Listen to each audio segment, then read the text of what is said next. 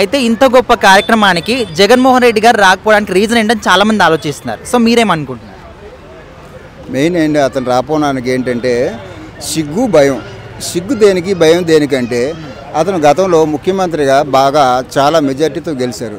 ఈరోజు ఆయన ఏంటంటే 11 సీట్లకి పరిమితం అయిపోయి సిగ్గుతో అక్కడ వెళ్ళినా సరే వాల్యూ అనేది ఒకటి ఉండదు. మెయిన్ ఏంటంటే మనం ఒక హోదా, మనం ఒక అన్ని విధాలుగా అభివృద్ధి ఉన్నదనుకో, మనం అక్కడికి వెళ్ళి ఒక వాల్యూ ఉంటుంది. ఆయన అక్కడికి వెళ్ళేసే ఒక పిచ్చి కుక్కలాగా చూసేసి వదిలేస్తారే తప్ప ఇంకా అక్కడ జరిగింది ఇంకేం లేదు. అలాంటి కాడికి వెళ్ళి ఇంకెందుకు అనేసి ఆయన ఉండిపోయారు.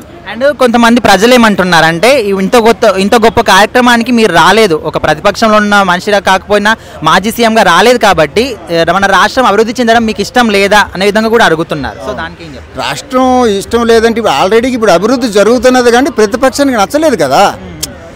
ఇప్పుడు ఆల్రెడీగా మోదీ గారు వచ్చారు. ఎంత చూడు ఆ జమ్మూ కాశ్మీర్లో ఎంత పెద్ద అటాక్ అయినా సరే అవన్నీ వదిలేసుకొని మన రాష్ట్రానికి వచ్చారు అంటే అది ఆయనకి దేవుని దేశభక్తి.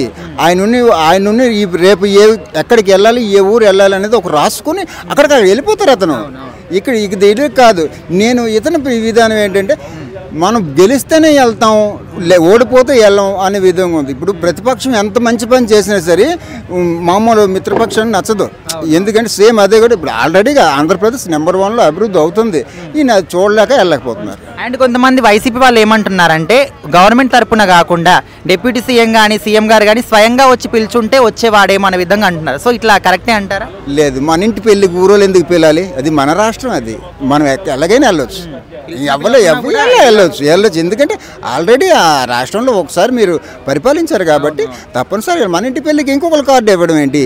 మనమే వెళ్ళొచ్చు, ఎవరు పిల్లకపోయినా వెళ్ళొచ్చు. మీకు ఆహ్వానం ఇవ్వకపోయినా మీరు వెళ్ళొచ్చు, దాంట్లో పొరపాటే లేదు.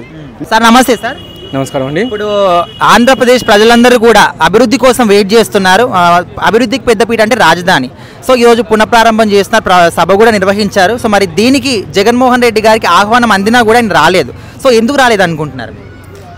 ఆహ్వానం గురించి మాకెందుకండి, దాని గురించి మాకు అవసరం లేదు. మాకు కావాల్సింది మా వాట చెప్పండి అంతే, మేము దాని గురించి వస్తాం. అంటే ఇప్పుడు రాష్ట్రం అభివృద్ధి చెందడం మీకు ఇష్టం లేదు అనుకోవచ్చు. రాష్ట్రం అభివృద్ధి చెందడం వల్ల నీకేమైనా వస్తుందేమో, నాకైతే ఏం రావట్లేదు, నా ప్రజలకు ఏమి రావట్లేదు. అంటే నా మంత్రులకి, నాకు నా మంత్రులు కావాలంతే. అంటే మీరు ఉన్నది కూడా ఏపీ రాష్ట్రమే కదా? అవునండి, నా మంత్రులు నా వాళ్ళే, నాకు ప్రజలు. నాకెందుకు పోయిన 5 ఏళ్ళలో ఇంకేమైనా చేశానా? మా పార్టీ అనేది ఏం చేయదు, మాకేం అవసరం లేదు. అంతే, మాకు కావాల్సిన అధికారం, మాకు కావాల్సిన డబ్బు. మీరు ఏదైనా అమ్మడానికి ఉందా చెప్పండి, ఖచ్చితంగా ఉంటాం అక్కడ. ఎవరైనా చచ్చిందా చెప్పండి, ఖచ్చితంగా ఉంటాం అక్కడ. ఏదైనా ముంచాలా చెప్పండి, ఖచ్చితంగా వస్తాం అక్కడికి.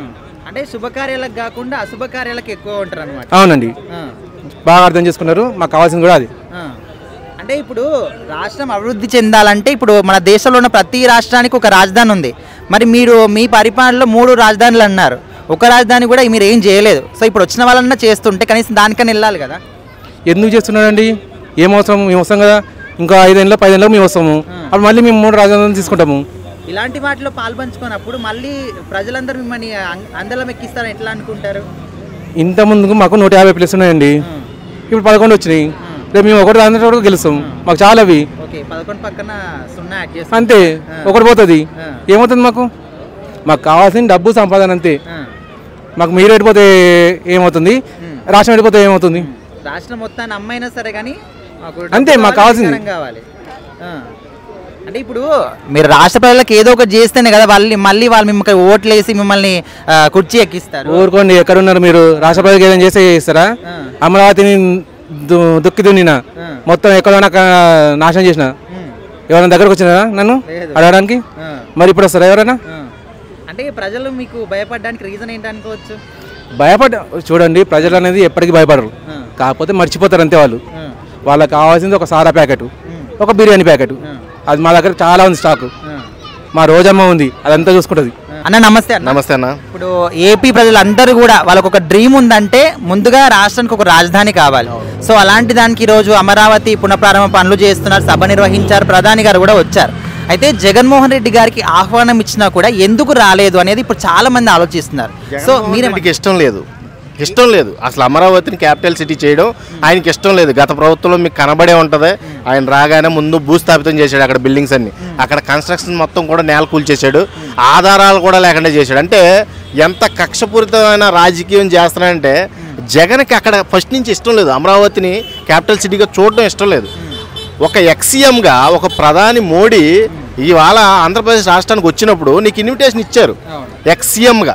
ఎక్సీఎంగా నీకు అంత గౌరవించినప్పుడు నువ్వు తిరస్కరించడం అనేది చాలా అంటే చాలా వ్యతిరేకత. అంటే నీకు అక్కడికి వెళ్ళడం ఇష్టం లేదా, ప్రధాని మోడీ అంటే ఇష్టం లేదా మీకు, లేకపోతే ఈ కూటమి ప్రభుత్వం అంటేనే ఇష్టం లేదా? ఇప్పుడు రైతులందరూ కూడా వాళ్ళ సొంత పొలాలు కూడా మాకు అమరావతి కావాలి, మాకు రాజధాని కావాలని ఇచ్చేసినప్పుడు ఒక మేలుగోరే వ్యక్తిగా రాష్ట్రానికి సీఎంగా చేస్తారు ఇంతకుముందు, మరి మీరు ఇలాంటి వాటికి రాకపోవడం ఏంటనేది ప్రజలందరూ కూడా అదే ప్రతి దానికి చక్కగా ఏదైనా ఫంక్షన్కైనా పెళ్ళికైనా చావుకైనా చక్కగా నవ్వుతూ వెళ్ళిపోయే జగన్ ఇలాంటి వాటికి కూడా వెళ్ళాలి. ఇది దేశానికి రాష్ట్రానికి సంబంధించింది. దేశ ప్రధాని వచ్చాడు, ప్రధాని వచ్చినప్పుడు నరేంద్ర మోడీ వచ్చినప్పుడు ఆయనకు మినిమం రెస్పెక్ట్ ఇవ్వాలబ్బా. కేంద్ర మంత్రిగా ఉన్న వ్యక్తికి మీరు రెస్పెక్ట్ ఇవ్వకపోతే రేపొద్దున నీకు ఎటైనా కావచ్చు, పరిస్థితులు ఎటైనా మారుతూ ఉంటాయి. మనకి 4 ఋతువులు ఎలా మారుతాయో పాలిటిక్స్ కూడా అలా మారుతూనే ఉంటాయి. ఏ టైంకి ఎలా ఉండాలో మనకు తెలుసుకోవాలి ఫస్ట్. ఇలాంటి పరిస్థితుల్లో ఆయన అలా చేయడం చాలా అంటే చాలా వ్యతిరేకత కనబడుతుంది. ఆయనకి అది ఇష్టం లేదని మన అందరికీ తెలుసు. అయినా సరే ఆయన గౌరవించి అక్కడికి వెళ్ళి పునఃప్రారంభానికి కనీసం కాసేపు దాని గురించి పరామర్శించి వస్తే చాలా మంచి నేమ్ వచ్చేదని నా అభిప్రాయం. ఇప్పుడు పార్టీ పరంగా మీటింగ్ అనుకుంటే ఆ పార్టీకి సంబంధించిన వాళ్ళు వస్తారు. అయితే ఇప్పుడు రాష్ట్రం మొత్తానికి, రాష్ట్రం అభివృద్ధికి సంబంధించిన ఇది ఒక సభ. సో ఇలాంటి వాటికి రాకపోతే రేపొద్దున ఓటు అడగడానికి నేను అందుకే ఇన్నిసార్లు ఇంకించుకుంటున్నా. ఇప్పుడు ఆయన రాకపోతే ఏం లాస్ రాదో, కానీ ఎక్సీఎం రేపొద్దున కాబోయే సీఎం అవ్వచ్చు, ఎవడో తెలుసు. నువ్వు ఇలాంటి వాటికి ఇప్పుడు దేశానికి సంబంధించి, ఇప్పుడు రాష్ట్రానికి సంబంధించింది ఒక క్యాపిటల్ సిటీని పునఃప్రారంభించినప్పుడు ప్రతి సీఎం, ప్రతి ఎమ్మెల్యే, ప్రతి ఎక్స్ఎమ్మెల్యే అక్కడ అటెండ్ అవ్వాలి. నీకు ఇన్విటేషన్ వస్తే, ఇన్విటేషన్ వచ్చినప్పుడు కూడా నువ్వు వెళ్ళలేదు అంటే అది వ్యతిరేకతే కదా.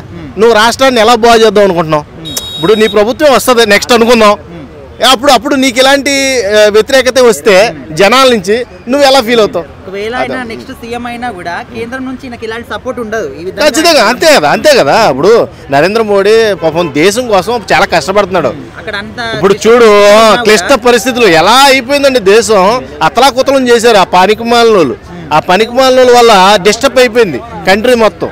డిస్టర్బ్ సిచ్యువేషన్లో కూడా ఆయన వచ్చి ఇక్కడ సపోర్టెడ్గా నిలబడినప్పుడు నువ్వు అక్కడే ఉండి, ఆ తాడేపల్లిలోనే ఉండి, ఆ ప్యాలెస్లోనే ఉండి, ఆ గ్రీన్ మ్యాట్ వేసుకొని తిరుపతి వెళ్ళి వచ్చేస్తావు, ఆ గ్రీన్ మ్యాట్ వేసుకొని పెళ్ళికి వెళ్ళి వచ్చేస్తావు, ఆ గ్రీన్ మ్యాట్ వేసుకొని లండన్ కూడా వెళ్ళి వచ్చేస్తావు. నువ్వు కనీసం ఇక్కడ అమరావతి కన్నా వెళ్ళి వచ్చేవలసింది నువ్వు, అర్థమైనా? గ్రీన్ మ్యాట్ లేకుండా ఈసారన్నా అలాంటి ప్రభుత్వం కావాలని నేను కోరుకుంటాను. ఎందుకంటే ఇలా వ్యతిరేకతలు అనేది మంచిది కాదు, రాష్ట్రం సంబంధించిన విషయం కాబట్టి ఖచ్చితంగా రాష్ట్రంలో ఉన్న ప్రతి వ్యక్తి అటెండ్ అవ్వాలి, దాన్ని గౌరవించాలి. అన్న నమస్తే అన్న. అన్న ఇప్పుడు ఏపీ రాష్ట్ర ప్రజల యొక్క ఒక డ్రీమ్ ఏదైనా ఉందంటే రాష్ట్రానికి ఒక అమరావతి రాజధాని కావాలి.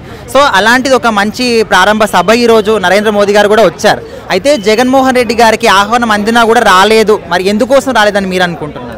జగన్ గారు ఏమంటే 2.0 చూపిస్తా అన్నారు. ఇలాంటి సభలకు వెళ్తేనే కదా అరే మా ప్రతిపక్ష నేత ఇంకా ఉన్నాడు రా భయ్, అతను ఇన్వాల్వ్ ఉన్నాడు ప్రతి దాంట్లోనే ఉంటారు. ఎందుకంటే అమరావతి అనేది ప్రతి తెలుగు ప్రజలకి, ఆంధ్ర ప్రజలకి ఒక డ్రీమ్.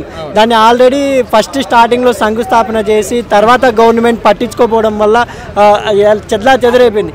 మళ్ళీ గవర్నమెంట్ కూటమి ప్రభుత్వం రాగానే అక్కడ మోడీ కూడా ఇంట్రెస్ట్ కలిగి ఇక్కడ కేంద్రం నుంచి కూడా బడ్జెట్ ఇచ్చి స్వయంగా ప్రధానమంత్రి వచ్చి ఓపెన్ చేసి ఒక ప్రతిపక్ష నేతగా వెళ్ళింటే జగన్ గారు బాగుండు. అసెంబ్లీకి వెళ్ళరు, ఇట్లాంటి సభలకి వెళ్ళకపోతే ఇంకా రాను ప్రజలు జగన్ గారు ఉన్నారా ప్రతిపక్ష నేతగా లేదంటే మర్చిపోవడం ఛాన్స్ ఉంటుంది. ఇప్పుడు చిన్న మీటింగ్స్కి రాకపోయినా పర్లేదు. సో ఇలాంటి ఒక ఇంపార్టెంట్ సభలు కూడా రాకపోతే మరి రాష్ట్రం అభివృద్ధి చెందడం ఆయనకి ఇష్టం లేదనుకోవచ్చా? నిజంగా ఇప్పుడు జగన్ గారు ఇలాంటి సభలకు వెళ్ళి నెక్స్ట్ నేను సీఎం అయినా అమరావతి మీద ఫోకస్ పెడతాను అని ఒక ఉద్దేశం పాస్ చేసి ఉంటే ప్రజలు ఖచ్చితంగా, ఎందుకంటే ఇప్పుడు ప్రజా ధనమే కదా.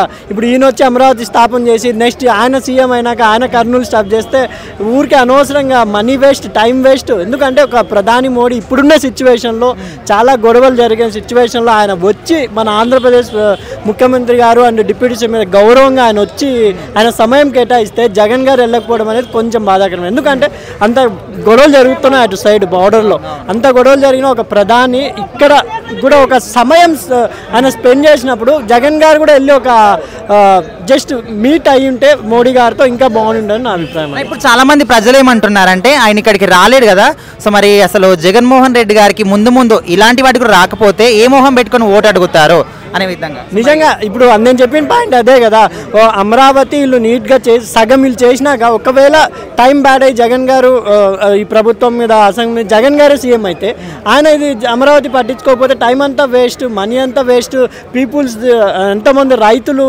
ఇచ్చిన త్యాగాలు ఆ స్థలాలన్నీ వేస్ట్ కదా. కానీ జగన్ గారు కూడా ప్రభుత్వానికి సపోర్ట్ చేసి ఏమైనా తప్పులు ఉంటే ఈ రాజధాని అవతల అవి గట్టిగా మాట్లాడితే జగన్ గారు అప్పుడు 2.0 అని అనిపించుకోవచ్చు. ప్రజల్లో కూడా ఆయన వెళ్ళడం ఉంటారు. ఎప్పుడో ఎవరైనా చనిపోతే తప్ప లేదా ఏదైనా ఇష్యూ జరిగితే తప్ప జగన్ గారు బయటకు వస్తారు. కానీ ఇలాంటి విషయాల్లో రావాలని ఈ సభకు రాకపోవడానికి కూడా ఒక రీజన్ చెప్పినట్టు తెలుస్తుంది. ఎవరో ప్రోటోకాల్ ప్రకారం ఏదో పిలిచామనే విధంగా కాకుండా మీరే స్వయంగా అధికారంలో ఎవరైతే ఉన్నారో సీఎం కానీ డిప్యూటీ సీఎం కానీ స్వయంగా వచ్చి పిలిస్తే వస్తామనే విధంగా చెప్పినట్టు తెలుస్తుంది. సో మరి అట్లా కరెక్టే అంటే ఇప్పుడు ఉన్న సిచ్యువేషన్ అండ్ సమయం ప్రభావం అండ్ ప్రోటోకాల్స్ వల్ల వాళ్ళు రాకపోవడం ఉంటుంది.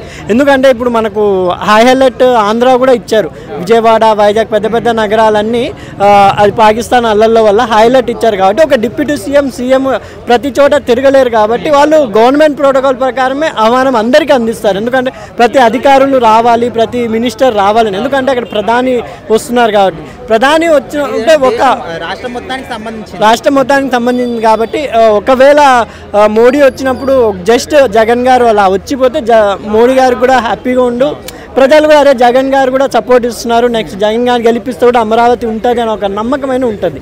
ఇప్పుడు ఆయన రాకపోవడం వల్ల నెక్స్ట్ ఈయన సీఎం అయితే అమరావతి వస్తుందా, కర్నూలు వస్తుందా లేదా వైజాగ్ వస్తుందా అని కన్ఫ్యూజన్లో ఇంకా జనాలు ఉంటారని నా అభిప్రాయం.